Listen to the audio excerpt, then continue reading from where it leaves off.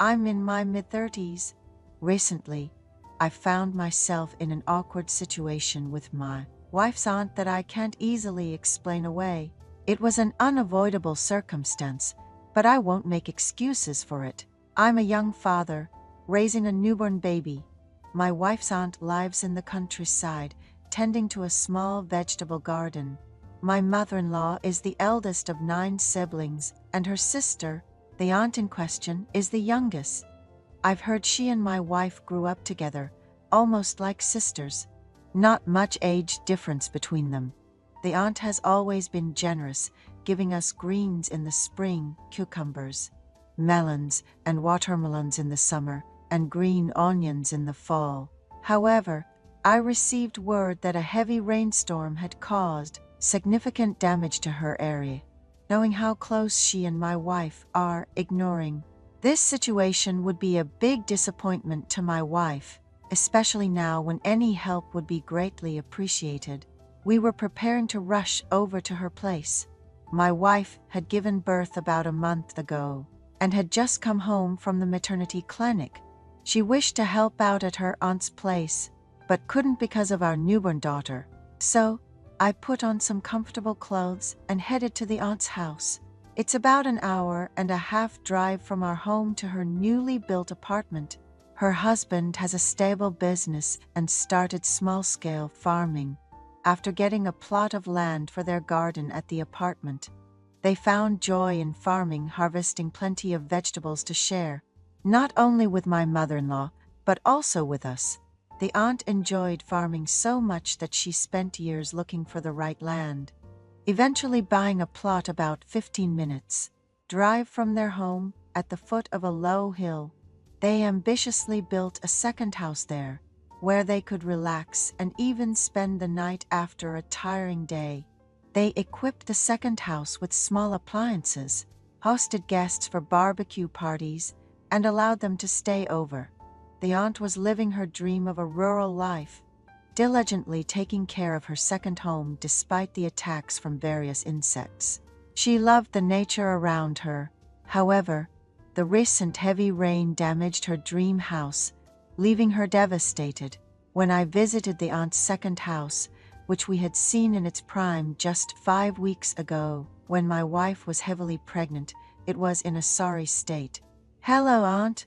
I'm here," I called out loudly. She came out wearing gloves, her usual bright demeanor dimmed by the disaster.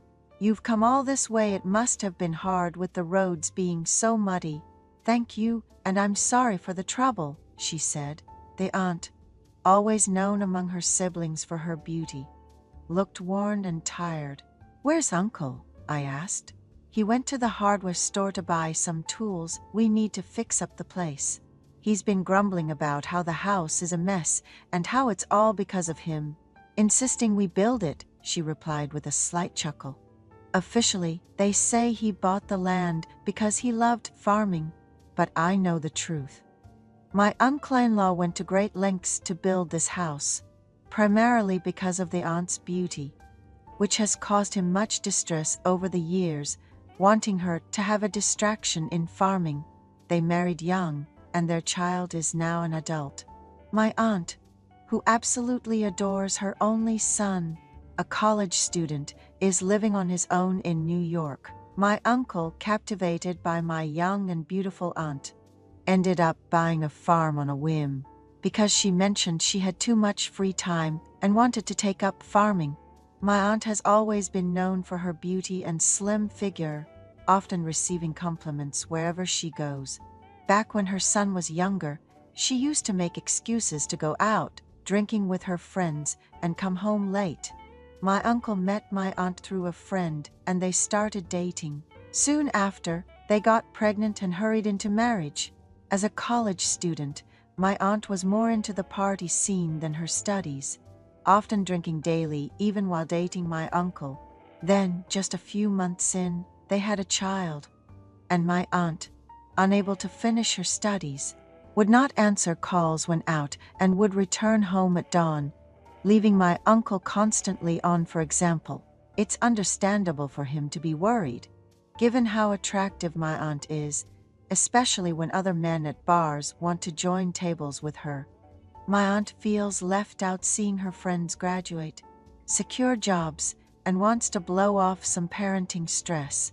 Sometimes, when my aunt comes home late, she'd call her mother-in-law, asking if she could stay over because she needed a break to hang out with her friends. Even during her nephew's exam periods, she would make plans to go out, despite most mothers helping their kids focus and study.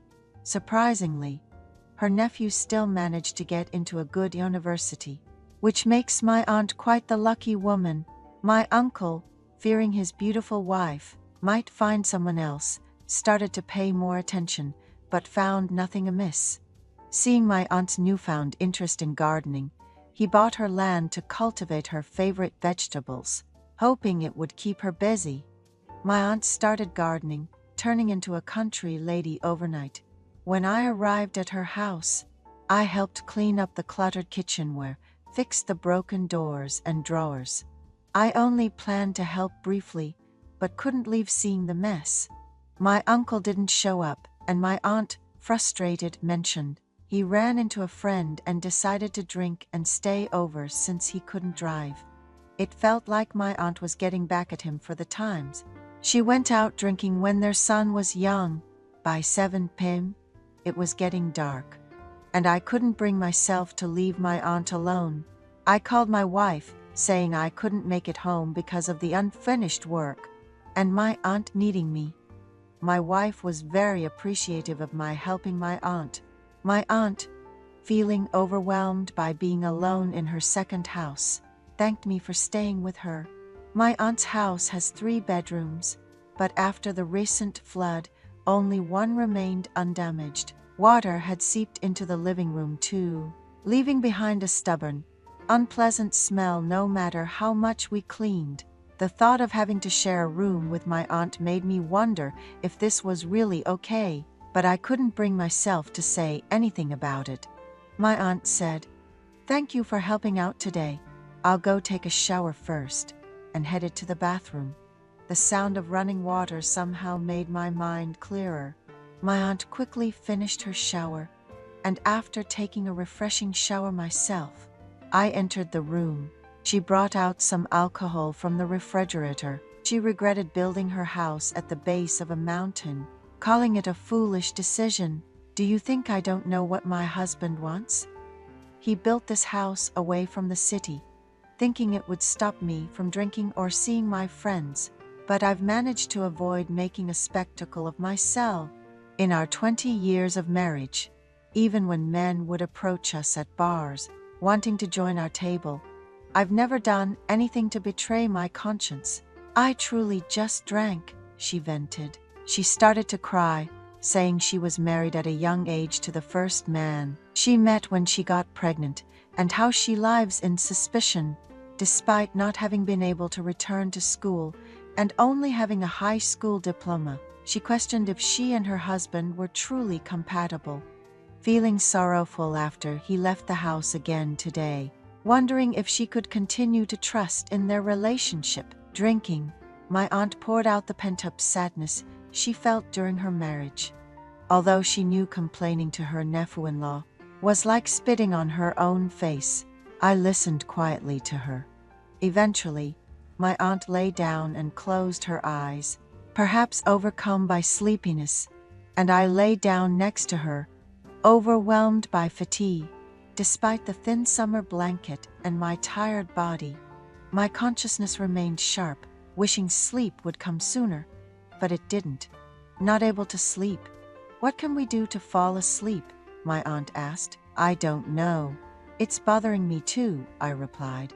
"Let's create a secret of our own," she suggested, and we spent the night tossing and turning. The encounter between someone in their early 40s and another in their mid-30s was nothing short of fantastic. My aunt shyly said, "I've only ever known one man my whole life, but now this has happened to me." Nearly a year after finding out about my wife's pregnancy and having lived as a good father, spending time with my aunt felt incredibly refreshing. The next day, despite the chaotic surroundings, My aunt lovingly prepared a meal.